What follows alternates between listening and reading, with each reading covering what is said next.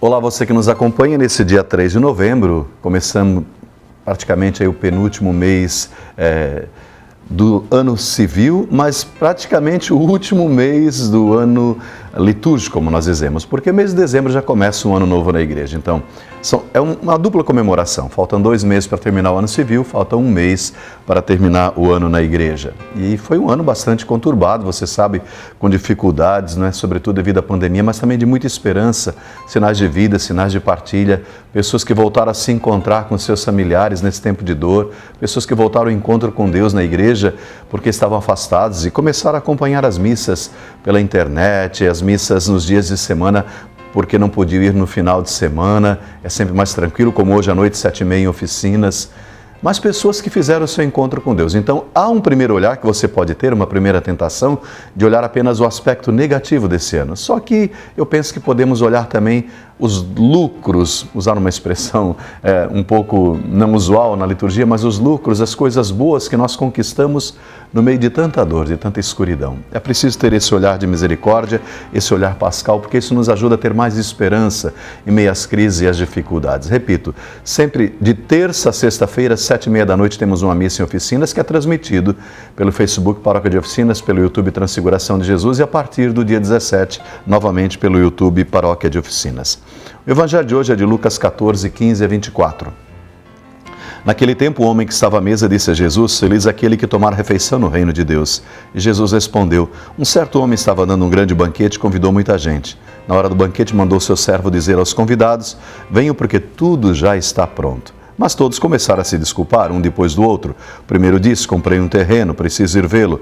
Peço que me desculpe. O outro disse: Comprei 5 juntas de boi, vou experimentá-las, peço que me desculpe. E o outro ainda disse: Casei, e por isso não posso ir. O servo voltou e contou tudo ao seu senhor. E aquele dono, diz a palavra, indignado, disse ao servo: Vá depressa pelas praças e ruas da cidade, traga aqui para dentro os pobres, aleijados, cegos e coxos. E o servo lhe disse: Senhor, sua ordem foi cumprida e ainda existe lugar. Então o senhor disse ao servo: Vá pelos caminhos, pelas trilhas e obrigue as pessoas a entrar para que a minha casa fique cheia. Pois eu lhes digo, nenhum daqueles que tinham sido convidados provará do meu banquete. Palavra da salvação. Glória a vós, Senhor.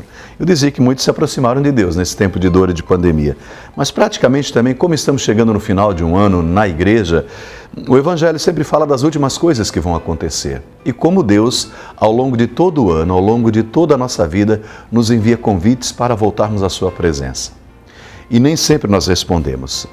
Quando dizemos um não ao Senhor, a maioria das vezes não é por um motivo ruim. Ninguém diz eu odeio a Deus. Nós damos nossas desculpas e vamos olhar as desculpas que essas pessoas deram para não irem a essa festa de casamento, a esse banquete que foi dado.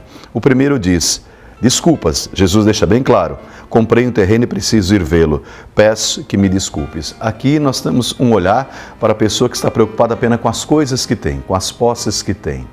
É ruim ter bens, padre? Não é ruim ter bens. Ruim é quando você vive apenas para isso.